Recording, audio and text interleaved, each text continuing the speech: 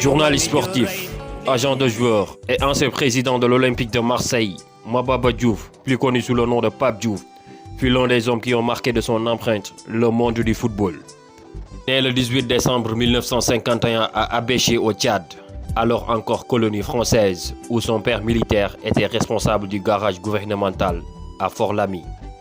Après avoir effectué sa scolarité en Mauritanie et au Sénégal, il débarque à Marseille à l'âge de 18 ans, avec pour injection paternelle de devenir militaire comme son père, qui s'était battu pour la France pendant la Seconde Guerre mondiale. Mais Pape ne l'entend pas de cette oreille. Il réalise ses études en France et fut embauché au journal La Marseillaise, avec pour mission de couvrir l'actualité du club. Plus tard, il organisa des jubilés de joueurs en Afrique. De là, lui vient l'idée de devenir agent de joueurs.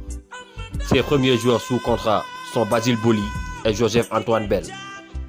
En 2005, il devient président du club de son cœur, l'Olympique de Marseille, sous l'influence de l'actionnaire majoritaire Robert Louis Dreyfus, devenant ainsi le premier noir à diriger un club en Europe.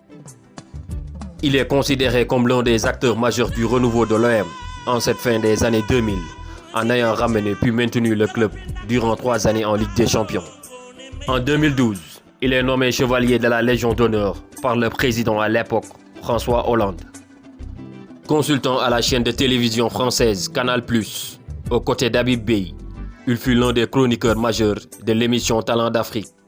Après avoir contracté le Covid-19, Pape Diouf est hospitalisé à Dakar au Sénégal, à l'hôpital Fann, et placé sous assistance respiratoire. Son état se dégrade, empêchant son rapatriement prévu par avion sanitaire vers Nice.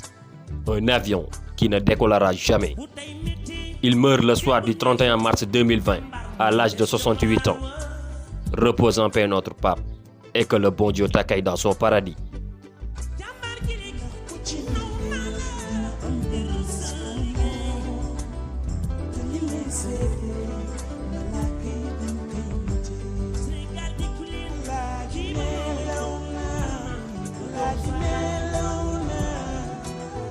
Soxla tey